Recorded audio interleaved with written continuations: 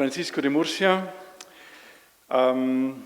Pasamos de la parte más teórica, la investigación teórica, etcétera, a la parte práctica, prescripción de naturaleza en supervivientes de cáncer pediátrico y atención. Él es ambientólogo, investigador de la Unidad de Salud Ambiental Pediátrica de la región de Murcia, coordina proyectos de intervención y evaluación sobre efectos del entorno natural en la salud infantil, población vulnerable especialmente, pacientes con trastornos del neurodesarrollo y supervivientes de cáncer. El enfoque integra la medicina ambiental con el contacto terapéutico con la naturaleza, poniéndolo en práctica. Muchas gracias.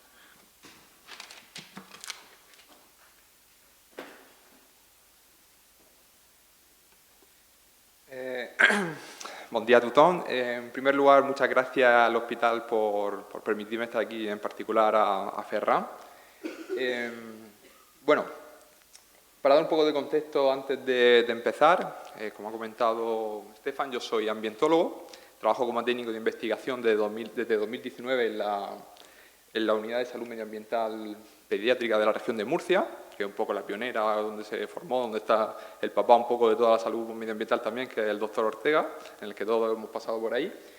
Y en nuestra unidad pues trabajamos desde enfermeros, médicos, otros profesionales y también ambientólogos, como en mi caso, ¿no? Yo trabajo más en la parte de investigación, pero también hay otros ambientólogos en nuestro hospital y en nuestra área de salud que trabajan en otros aspectos relacionados con el medio ambiente, como pueden ser más la gestión ambiental hospitalaria y demás, ¿vale?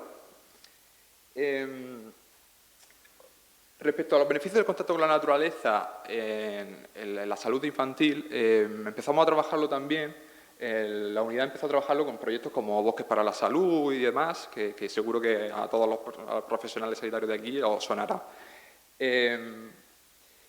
Pero digamos que para nosotros es bastante importante hacer este tipo de actividades porque muchas veces la salud ambiental se ve, sobre todo en respecto a la población, desde un punto de vista un poco pesimista. Porque si solo hablamos de contaminación y efectos, pues siempre digamos que cuesta más llegar ahí. Entonces, hacer actividades o fomentar el contacto con la naturaleza y darle a las familias una forma de mejorar su salud y bienestar, integrándolo dentro de lo que es la salud ambiental, pues siempre nos ayuda mucho a poder seguir haciendo proyectos y desarrollar. ¿Por qué hablar de naturaleza y neurodesarrollo? Bueno, Miguel lo ha comentado muy bien, los fundamentos teóricos y demás, yo tampoco me voy a meter mucho ahí, yo voy a hablar de nuestra experiencia práctica, no quiero meterme ahí, pero sí que me gustaría dar un poco de contexto de por qué nosotros empezamos, el proyecto que hicimos y demás. Bueno, y sabemos que el neurodesarrollo infantil es un proceso sensible que está influido por multitud de factores, que son biológicos, sociales y sobre todo ambientales, y que algunos niños presentan mayor vulnerabilidad. Nosotros ya hablamos de supervivientes de cáncer infantil y niños y niñas con trastornos del espectro alcohólico fetal o en general trastornos de neurodesarrollo por exposición prenatal a drogas, porque son nuestras dos principales consultas en la Unidad de Salud Medioambiental Pediátrica de la región de Murcia. Entonces, para nosotros era vital empezar a hacer actividades con ellos, puesto que en el caso de los supervivientes muchos presentaban secuelas cognitivas por algunos tumores relacionados con el sistema nervioso central y demás, y niños y niñas con TEA por lo mismo. Ya sabemos que tienen muchos problemas, además a nivel comportamental y problemas de desarrollo cognitivo y demás. Entonces veíamos una oportunidad, una puerta, una ventana abierta para poder actuar sobre ello. ¿Cómo empezamos? Lo primero que hicimos fue una revisión en la que relacionábamos el neurodesarrollo o, digamos, beneficios en neurodesarrollo por la exposición a espacios verdes y espacios azules. Hicimos una revisión sistemática en la que nosotros nos centramos primero en colegios, porque nosotros trabajamos mucho en lo que es la salud ambiental escolar y, bueno, como ha comentado Miguel, los principales resultados que encontramos en estas exposiciones de aquellos colegios o centros educativos a nivel internacional que presentaban más espacios verdes y que tenían tanto una exposición de forma activa, en la que hacían actividades directamente en estos espacios naturales, o de forma pasiva, en la que simplemente tenían más espacios verdes alrededor, aunque no interactuasen tanto, ya pues, vimos que había muchísimos beneficios en relación a la función ejecutiva, el incremento de la atención y concentración, mejora de la memoria de trabajo, desarrollo de la autorregulación emocional y reducción de síntomas de trastornos del neurodesarrollo. Había algunos de estos estudios que nos estaban centrados en algunas patologías concretas relacionadas con el neurodesarrollo. Y es lo que nos dio, digamos, un poco de pie también a poder seguir trabajando con nuestros grupos poblacionales y nuestros pacientes. Aparte de esos beneficios sobre el neurodesarrollo, los beneficios del contacto con la naturaleza, cada vez hay una evidencia más creciente. Cada día, si os metéis a buscar en PubMed y demás, hay nuevos estudios. Y simplemente una pincelada de que no solo es a nivel de neurodesarrollo, sino que ya también se sabe que hay beneficios a nivel del sistema inmunológico, hay un aumento del natural killer, de proteínas anticancerígenas como pueden ser perforina, granzimas, aumento en la inmunoglobulina. También sabemos que son entornos perfectos para la promoción de actividad física y otro tipo de actividades que son, digamos, con estilos de vida más saludables o ese tipo de hábitos. Y luego la reducción de sobrepeso, obesidad. O sea, una multitud de beneficios que digamos que nos hace ser un tipo de actividad perfecta para esta población. Pero ¿qué es la prescripción de naturaleza? ¿No? Ya sabemos que tiene unos beneficios, nosotros ya tenemos nuestro grupo poblacional, pero bueno, para los que no suelen la prescripción de naturaleza, aunque no haya una definición clara, podríamos definirlo así como una recomendación sanitaria estructurada para pasar tiempo en la naturaleza, como parte del tratamiento o prevención de enfermedades. Aquí ya sé que en OLOT hay prescribir naturaleza y lo estáis trabajando y demás, pero como estructura, digamos, así para dar una especie de idea o de ejemplo en la que podéis consultar también para que al que no os suene el tema de la prescripción de naturaleza, hay dos plataformas muy interesantes, que es PAR-Reiki América y PAR-Reiki Canadá, en la que un pediatra, creo que se llama Robert Zark, creo que la pediatra, empezó a hacer este tipo de actividades. Y su idea era trabajar de hacerlo de una forma más reglada. Para empezar, partiendo de que la posición de un profesional sanitario frente a la familia, digamos que le da una posición más de autoridad para que puedan hacer este tipo de actividades. Y eso le funcionaba mucho para que los niños y niñas hiciesen actividades. Ellos empezaron, no sé si fue sobre 2020 o así, y ya es una red que está extendida en todo Estados Unidos, tienen un montón de espacios naturales con un listado de actividades que pueden hacer. La página te puede registrar y puede hacer una prescripción de naturaleza en formato de papel, que eso también siempre les gusta mucho a las familias que la puedan tener y qué tipo de actividades hacer. Y luego a nivel europeo tenemos Healthy Park, Healthy People, que es una iniciativa que sí que surgió a partir digamos, de la parte de medio ambiente, no tanto de salud, en la que, pero de igual forma, lo que se intenta es promocionar actividades en la naturaleza para mejorar la salud y bienestar de la población, ¿vale? Bueno, no me quiero meter mucho porque son muchas cosas que hablar, pero si tenéis curiosidad lo podemos comentar un poquito más. Ahora bien, ya tenemos nuestra población, sabemos los beneficios del contacto con la naturaleza y ya sabemos lo que es un poco la prescripción, ¿no? Aquí haciendo un poco de resumen, ¿no? Sabemos que hay una alta vulnerabilidad neuropsicológica en nuestros pacientes, en nuestro caso lo vamos a hacer con trastorno de neurodesarrollo por exposición prenatal a drogas, escasez de intervenciones farmacológicas accesibles, sabemos que por falta de recursos y demás pues es difícil, esa evidencia creciente del beneficio del contacto con la naturaleza, esa fase de oportunidad en el desarrollo cerebral, que es digamos, con la población con la que queremos trabajar, y aparte esa integración de la salud ambiental y salud mental que es vital para este tipo de actividades. Así que nosotros voy a hablar un poco del estudio y sobre todo donde voy a hacer más hincapié fue la intervención que nosotros hicimos, ¿vale? No es la mejor, pero es la que nosotros hicimos y nos ha permitido crecer mucho, conocer cuáles fueron nuestras limitaciones, cuáles son nuestras fortalezas y de hecho a día de hoy seguimos haciendo actividades de forma más rutinaria y cotidiana. Lo utilizamos como efectos de la terapia de bosque sobre biomarcadores salivales en pacientes con trastornos del espectro alcohólico fetal y supervivientes de cáncer infantil y adolescente. Estudio cuasi experimental.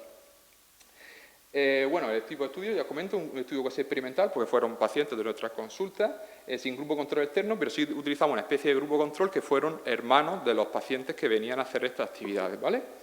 El periodo fue de 2021 a 2024, eso es el periodo, digamos, del grupo que cogimos para hacer el estudio o el análisis de los biomarcadores, que después os comentaré, de esos biomarcadores salivales, y nuestro objetivo principal, bueno, es evaluar los efectos agudos de intervenciones breves en la naturaleza sobre biomarcadores salivales, que en nuestro caso elegimos cortisol o alfamilasa, más relacionado con el estrés, inmunoglobulina A, también relacionado con el estrés, pero también un poco sobre el sistema inmune, y en población pediátrica con enfermedades crónicas. Nuestro grupo, ya lo he comentado, son los niños y niñas con trastorno de neurodesarrollo, que son la consulta del hijo más sano, que son esa derivación de ese cribado medioambiental que se hace durante la hoja verde y que pueden tener algún riesgo, supervivientes de cáncer infantil y adolescente y los hermanos de los pacientes. Bueno, nuestros criterios de inclusión, pues bueno, básicamente de 8 a 17 años, que tuviese el diagnóstico en patología crónica y bueno, el consentimiento de la familia. Tampoco me voy a meter mucho ahí porque hay mucho de lo que hablar. Nuestras variables, nosotros medimos en cuanto a los biomarcadores salivales, que es probablemente lo más interesante, elegimos el cortisol alfa-amilasa y hemoglobina A. Como índices físicos medimos peso, altura, IMC, presión arterial y frecuencia cardíaca.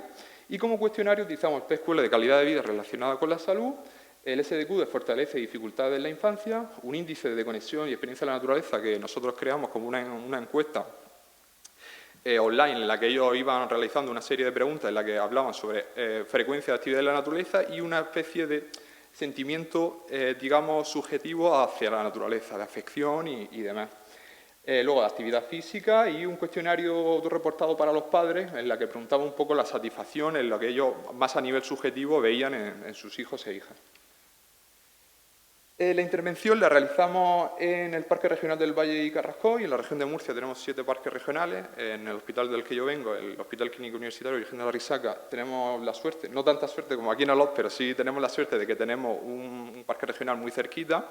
Y aparte tenemos un convenio de colaboración con un espacio, con una aula de naturaleza que se llama Arboretum, que es un jardín botánico, un sitio cerrado en el que podemos realizar actividades ahí. De hecho, todo el área 1 de nuestra región puede hacer actividad de naturaleza, pero digamos que solo lo hacemos nosotros porque digamos que la mayor parte de la gente o bien no lo sabe o no sabe muy bien qué hacer, pero bueno, estamos trabajando en ello también. Nuestra idea era hacer una intervención puntual y relativamente corta, 2 horas y media aproximadamente, y la estructura es la siguiente. Cuando llegábamos, tomamos todas esas medidas antropométricas o físicas, que la hora es importante porque intentamos evitar el pico del cortisol y demás, de cuando se levantan y demás, para que no hubiese problema a la hora de analizar los datos.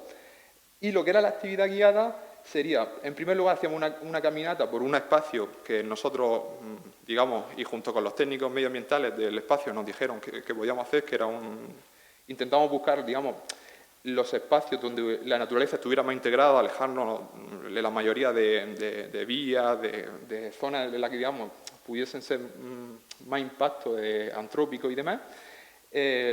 Dejábamos un tiempo para el almuerzo, hacíamos un taller de los sentidos de la naturaleza en la que hacíamos diferentes juegos con ellos y también aprovechamos para hablar de muchas de las cosas que se han tratado durante esta jornada, en la que hablábamos de exposición a plásticos, cómo evitarlo, hablábamos de alimentación ecológica y demás, en forma de juegos y en forma de talleres con ellos.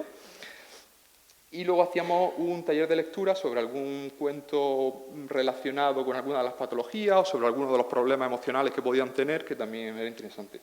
Y ya para el cierre tomamos una muestra de saliva y luego ya la llevamos a analizar al laboratorio.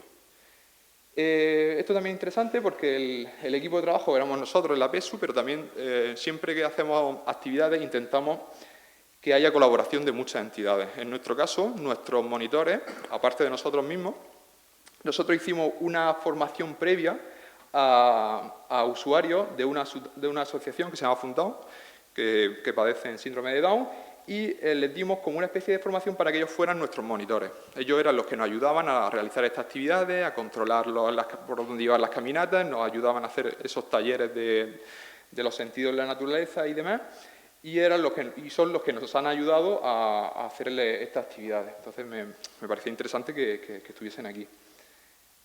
Bueno, algunas de las imágenes, la primera, las tomas de saliva cuando llegaban los niños. Dejábamos algunos cuestionarios, los cuestionarios intentábamos pasarlos antes de que llegasen, lo hacíamos de forma telefónica, pero siempre había alguna familia en la que no habíamos podido contactar o no había podido, entonces siempre intentábamos tener los cuestionarios ahí. Lo primero era una caminata guiada, era una zona... Depende porque lo hemos estado haciendo en diferentes épocas del año, entonces, pues bueno, habían 2 rutas distintas. Intentábamos elegir siempre una ruta que fuese bastante cómoda, bastante plana, en la que no hubiese algunos problemas, porque sí que habían algunos problemas de movilidad en algunos de nuestros grupos, entonces pues intentamos hacerlo de la forma más fácil posible. Y aparte, intentamos ir por zonas en las que fuese interesante pues explicarles algunos conceptos de los espacios naturales donde estaban para que tuviesen un poco más de conciencia y pudiesen desarrollar esa conciencia proambiental que tanto nos interesa. Luego los talleres, como comentaba, estos chicos de rojo son nuestros monitores, nuestros educalíderes, que son los que nos ayudaban a hacer las actividades, que bueno, las actividades pues eran muy diversas.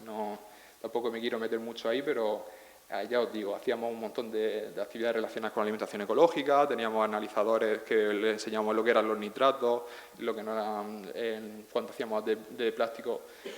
Algunas veces incluso llevábamos areneros en los que le enseñábamos la diferencia entre los microplásticos, los nanoplásticos, los mesoplásticos, le enseñábamos fotos de alguna especie de fauna que podía estar afectada.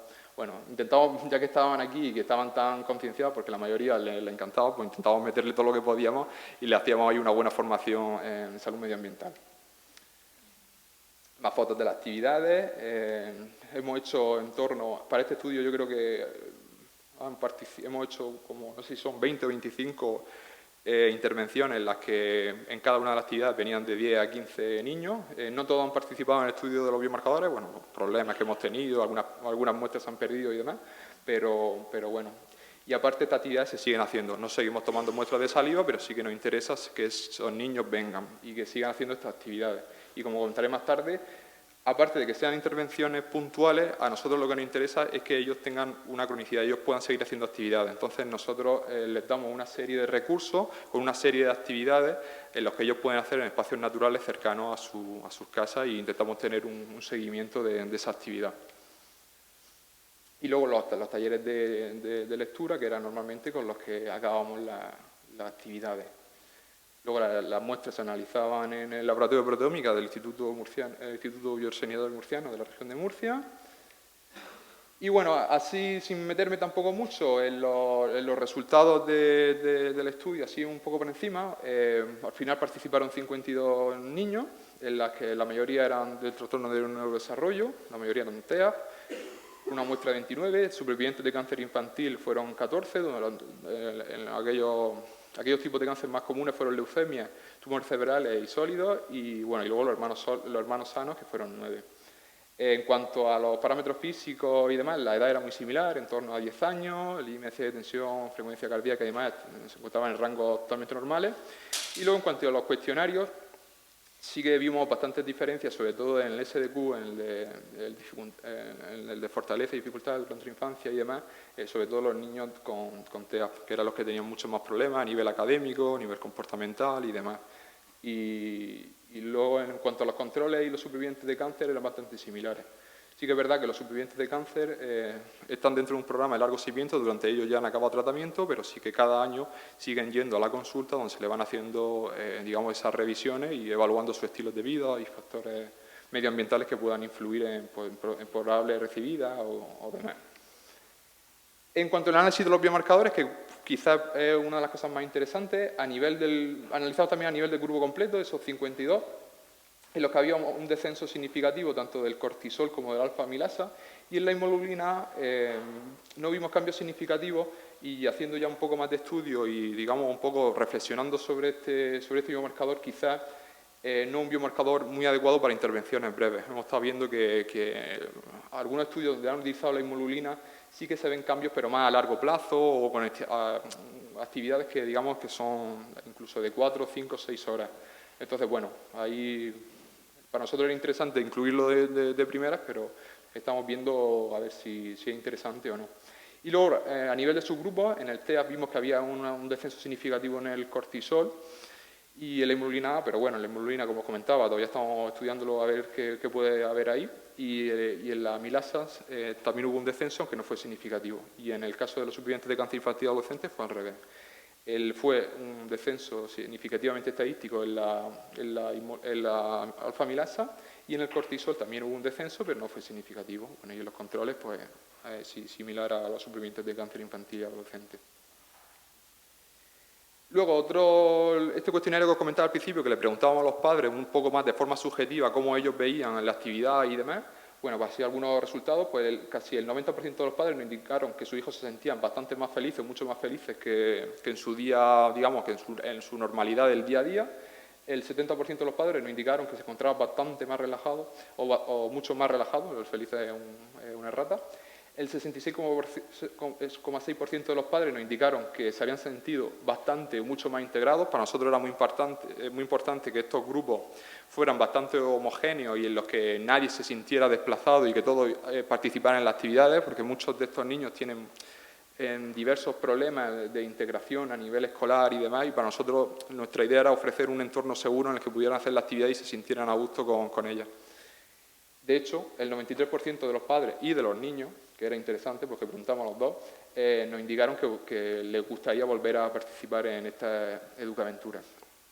Que esta educaventura, no lo he comentado al principio, pero son un pack de actividades de la naturaleza que hemos creado en distintos puntos de la región de Murcia. Esto es, digamos, una primera aproximación, una primera entrada, pero nuestra idea es hacer actividades de la naturaleza en distintos puntos de la región de Murcia con estos niños o con otros niños que haya y hacerlo también no solo en espacios verdes como pueden ser este sitio, sino también en espacios azules, ¿no? Intentar fomentarlo desde varios prismas. En cuanto a las limitaciones, bueno, quizás nuestra muestra era relativamente pequeña, no teníamos un grupo de control, el diseño casi experimental, digamos que puede tener algunos sesgos, solo se valoraban efectos agudos, eran intervenciones concretas, y bueno, la variabilidad de la inmunoglobulina. En cuanto a las fortalezas, bueno, vimos que este tipo de estudios sobre poblaciones afectadas o sobre grupos de pacientes con algunas patologías o trastornos, pues en los estudios de contacto con la naturaleza no suelen ser muy comunes. Suelen ser, la mayoría se hacen sobre población sana y demás. Entonces, bueno, nos parecía también interesante. Es relativamente fácil implementar este tipo de actividades en entornos reales, como pueden ser las escuelas o con la prescripción de naturaleza a nivel sanitario. Hubo muy buena aceptación por parte de las familias, pacientes y profesionales, porque era una actividad totalmente voluntaria. Eran los propios padres los que tenían que llevar a los niños tal día. Normalmente lo hacíamos los sábados por la mañana para que no hubiera problemas a nivel escolar, pero eran los padres los que los tenían que llevar y estar allí durante toda la mañana mientras hacíamos la actividad y demás. Y luego también nos parecía muy interesante esa colaboración. La salud ambiental en general es una amalgama de disciplinas que trabajan conjuntamente y de forma interdisciplinar, y en nuestro caso pues trabajamos salud, educación y medio ambiente. En cuanto a aplicaciones clínicas de este tipo de actividad, o qué consideraciones nosotros hemos podido encontrar o digamos dónde podemos aplicar los conocimientos que hemos adquirido con estas intervenciones, pues bueno, la intervención previa de la naturaleza ya sabemos que puede disminuir el estrés fisiológico en este tipo de pacientes. Se demuestra la viabilidad de usar biomarcadores no invasivos. Al utilizar saliva era muy fácil que tomasen las muestras y que no había ningún problema con los niños que participaban. El contacto con la naturaleza es una herramienta complementaria no farmacológica para el seguimiento emocional y conductual. Y como cambio que proponemos con este tipo de actividades, pues bueno, nosotros fomentamos introducir la prescripción de la naturaleza en las consultas pediátricas, crear alianzas con espacios naturales y asociaciones como Grisia, que no sé si os sonará, pero una alianza que se creó hace un par de años en la que desde el Comité de Salud Medioambiental, la Asociación Española de Pediatría, en conjunto con multitud de asociaciones a nivel ambiental, a nivel escolar y demás, en cuanto a FAPA, AMPA y a nivel ambiental como puede ser el Instituto Español Oceanográfico o asociaciones como SoberLife, ANSE y demás, se creó una alianza en la que se promulgaba la actividad, hacer intervenciones, proyectos relacionados con esta reconexión de la naturaleza con la infancia, ¿vale? Luego, bueno, aquí un poco viendo un poco lo mismo, ¿no? La importancia de introducir esa receta de la naturaleza como herramienta clínica. Es importante hacer actividades un poco enfocadas a los pacientes candidatos que tengamos cada uno o que tengáis cada uno en vuestras consultas. El uso de cuestionarios como puede ser la historia medioambiental, la hoja verde o los que hemos utilizado ya como el SDQ, SQL, pues son bastante importantes a la hora de hacer ese cribado medioambiental. Luego, como elementos prácticos que son interesantes, la receta en formato físico digital, si tenéis interés en hacerlo en vuestras consultas o digamos hacer ese tipo de actividades o promulgarla y hacer esa prescripción, pues siempre interesa hacerlo sobre todo en formato físico y demás para las familias. Hay multitud de actividades en los espacios naturales que se pueden consultar a nivel de hablar con los técnicos de medio ambiente de los espacios naturales. Es importante trabajar en coordinación con escuelas, familias y luego trabajar con mapas de salud y naturaleza, como en nuestro caso. Nosotros hicimos un mapa bastante sencillo. Ay, perdón, ¿lo puedo dar para atrás? Aquí. Nosotros hicimos un mapa bastante sencillito de todos los espacios naturales que habían en la región de Murcia, que lo relacionamos con todos los centros de salud y hospitales y hacíamos un listado de los espacios naturales que estaban a menos de 10 kilómetros. Y tú te metías en cada espacio natural y había un listado de todas las actividades que podías hacer en esos espacios naturales, incluso, digamos, clasificados por el tipo de actividad, por si había alguna patología o algún grupo concreto, ¿vale? Ese QR podéis acceder por si tenéis curiosidad y luego si queréis os lo pongo, os lo comparto. Y bueno, como actividades, proyectos futuros, esto nos ha dado pie a seguir haciendo la actividad como estamos haciendo, y ya os digo, no estamos recogiendo a lo mejor muestras de saliva todavía, pero seguimos haciéndolo porque hemos tenido muy buena aceptación en las familias y por temas de a lo mejor de presupuestarios, pues no podemos seguir analizando la muestra de saliva, pero sí que podemos hacer las intervenciones porque hemos visto que tiene un retorno muy grande por las familias. Y otros proyectos que nos estamos planteando a nivel futuro y que en particular los talleres de psicomotricidad en la naturaleza con las familias embarazadas y con la mujer embarazada, sus parejas y los niños de 0 a 3 años, queremos hacer actividades en este entorno en la que les damos una serie de dossiers de actividades que pueden hacer en la naturaleza con unos hitos que pueden ir alcanzando en función de la edad de esos niños. Y luego también estamos intentando incorporar talleres de naturaleza para pacientes pediátricos con enfermedades crónicas complejas o en cuidados paliativos pediátricos. También estamos intentando darles unas mejores condiciones, hacer actividades con ellos y bueno, son proyectos para que os vaya sonando dónde podéis encajarlo en cada uno de vuestros servicios y demás. Y nada, muchísimas gracias.